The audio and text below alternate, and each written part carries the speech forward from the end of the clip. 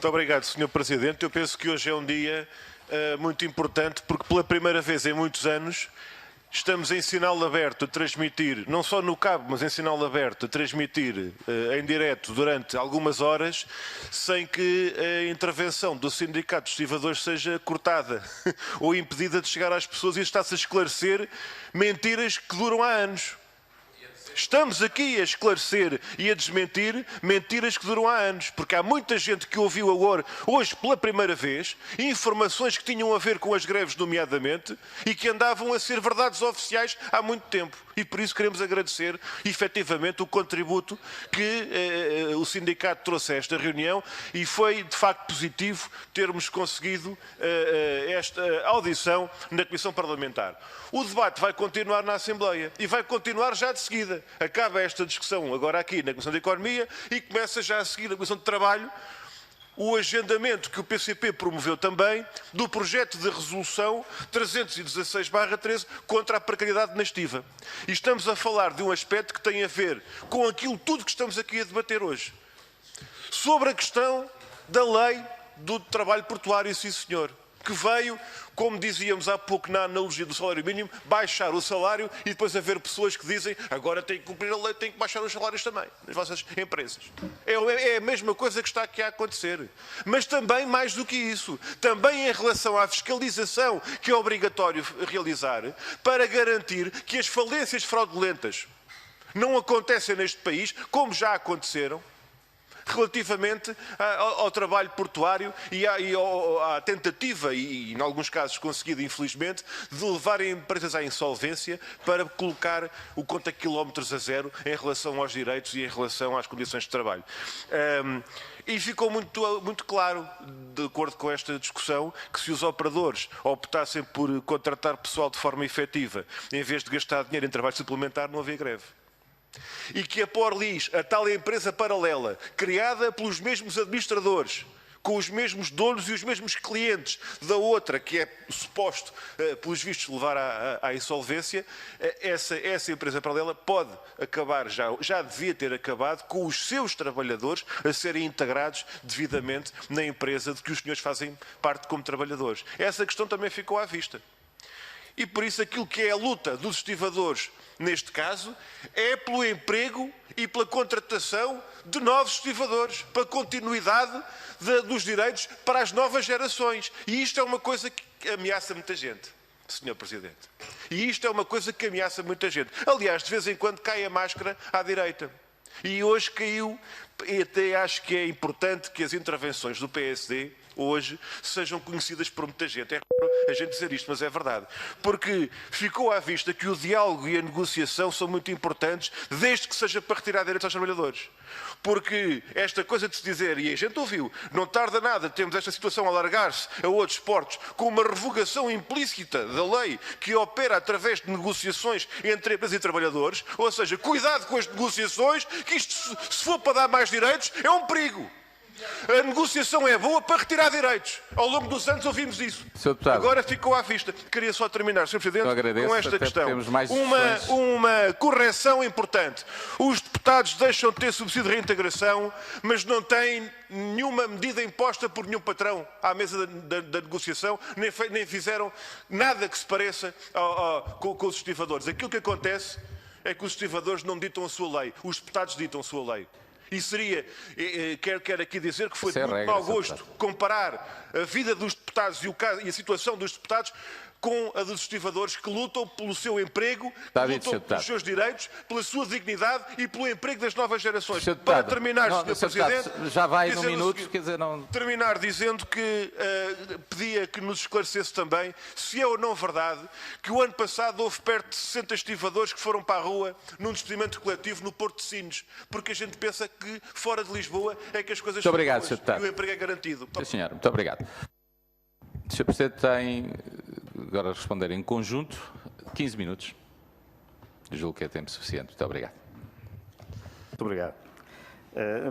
Primeiro só um reparo, se calhar não devia fazer, mas deixem-me fazê-lo. Sim, pela primeira vez, se calhar está a chegar lá fora muitas das coisas que eu não consegui dizer em 18 segundos. E muitas vezes não eram os 18 segundos que eu gostava que fossem escolhidos para passar na comunicação social. Mas também gostava de dizer que gostava hoje de ter tido aqui as empresas. Gostava. Eu já percebi que é este o método, não é? Primeiro os sindicatos, depois a empresa, mas eu gostava de confrontar o outro lado, que é do debate que aparece a verdade, ou mais verdade do que aquela que eu estou a dizer, que também não tenho esse contraditório. Bom, dito isto,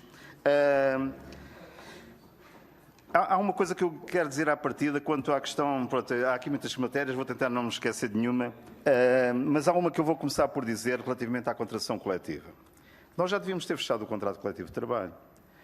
No dia, não sei quantos de abril, enfim, quando nós, chegados aos limites, porque o processo negocial 2 vezes foi estendido por nossa iniciativa, nós dissemos um mês não chega, mais um mês, e depois mais 20 dias, e não chegou, pronto. E depois de esgotados os prazos que nós tentámos que fossem ampliados, há uma comunicação das empresas aos trabalhadores que nem sequer é assinada, mas foi das empresas, está cá escrita, as associações estão cá atrás, nem sequer assinaram, mas foi enviado para a Casa dos Trabalhadores, e portanto só as empresas é que têm as moradas deles, a dizer assim, num determinado ponto, diga-se a propósito, isto foi uma queixinha que foi feita pelas empresas aos sócios do sindicato, aos trabalhadores, aos estivadores. Diga-se a propósito, nas negociações levadas a cabo no âmbito do mencionado grupo de trabalho, ao contrário daquilo que é sugerido nos pré-avisos de greve, só já estava em causa uma matéria, a criação da categoria de coordenador de conferentes. Isto é escrito aos sócios do sindicato, em abril. Era só o que faltava. Nós acordámos isso no dia 27 de maio. Se era só o que faltava, não fomos nós que escrevemos, foram as empresas. Porquê é que não está assinado o contrato coletivo de trabalho? Porque as empresas não querem que lá se coloque aquilo que nós queremos que lá se coloque. Se estava tudo acordado, então aceitavam as nossas versões daquilo que faltará lá colocar. Mas não, foram as empresas exatamente, até nesta questão do coordenador de conferentes, que aqui deram um nome, ship planning, nós não somos ship planners, somos estivadores, somos conferentes, isso é ensinos é Singapura, é tudo inglês. Mas nós aqui, eu sei falar inglês e francês e outras línguas, mas nós somos portugueses e, portanto, as profissões são conhecidas em português. Mas, acordado isto, porquê é que falta acordar tudo o resto? É só isso que gostava que me explicassem. Nós, neste momento, já devíamos realmente ter...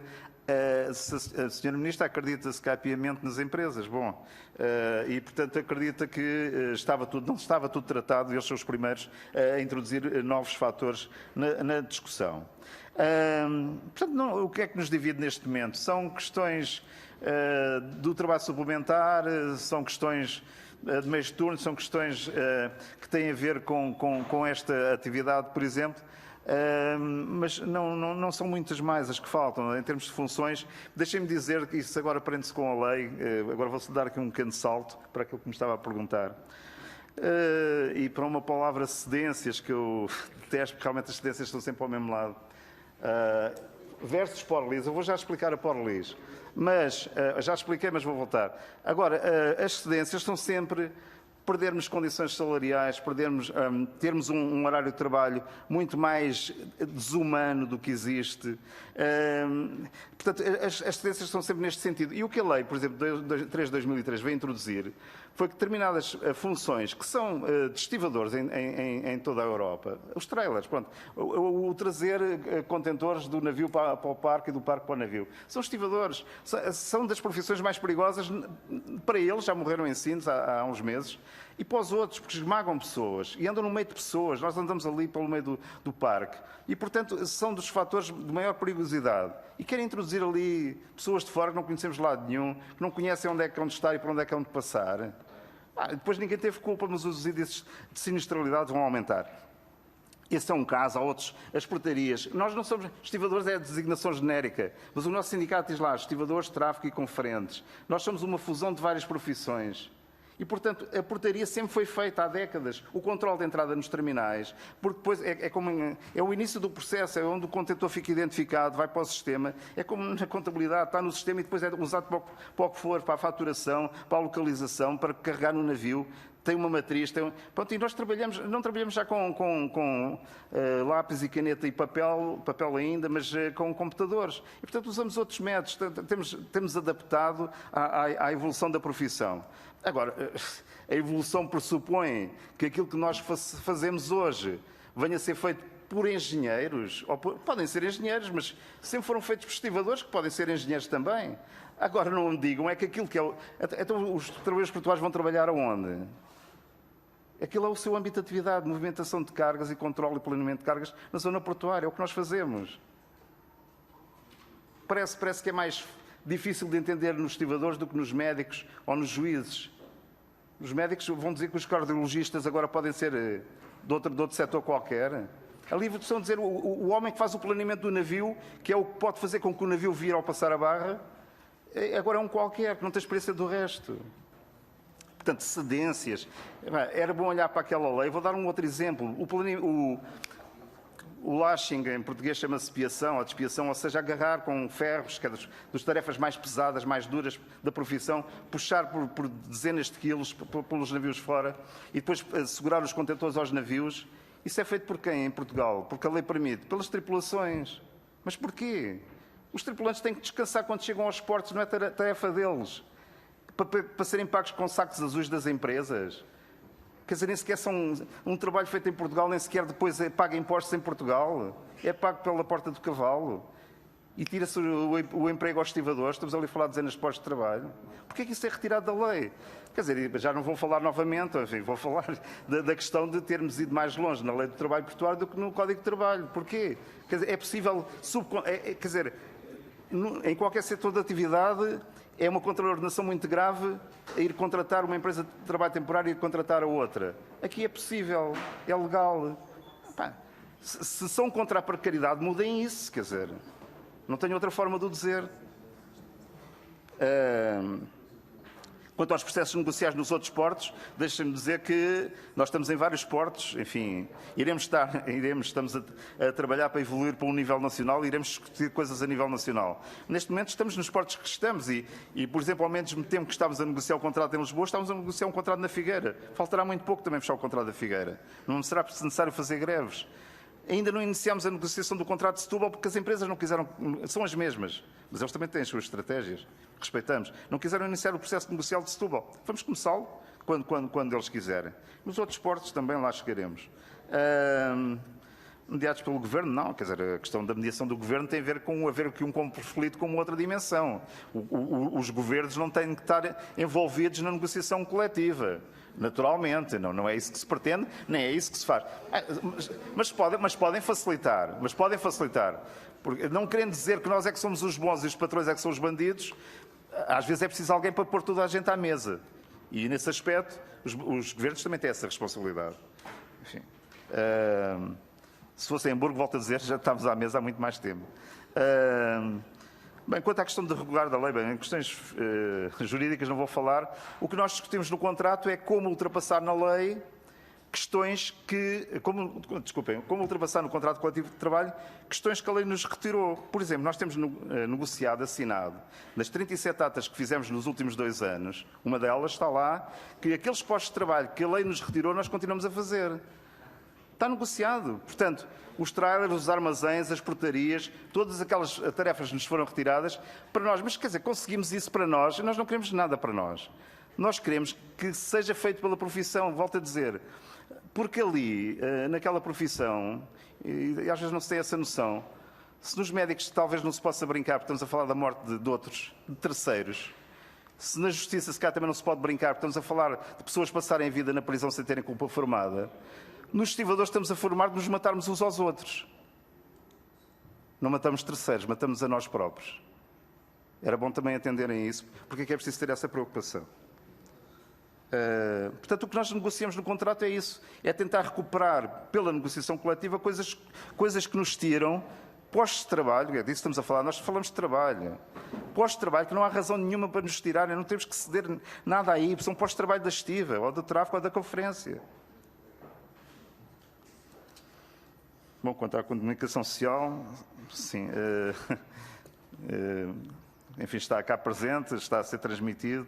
Espero que realmente aquilo que nós temos para dizer chegue hoje com outras condições e que outros, no futuro, outros sindicatos também possam, digamos, ter o mesmo privilégio de poder fazer chegar, pelo menos, a sua verdade lá fora. Bem, por último, a questão dos despedimentos em Sines. É verdade, em Sines, que é o porto também perfeito, que muita gente defende. É um porto que não tem nada a ver com Lisboa. Sines vão para lá cargas de transshipment, vêm diretamente da China para dividir para distribuir por outros navios, enfim, tem um negócio assegurado e tem ali mão de obra barata, enfim, que permite desviar, permite, por exemplo, fechar terminais da Bélgica, como fechou Zeebrugge, fechou o terminal da PSA em Zeebrugge, porque as cargas são desviadas para Sines.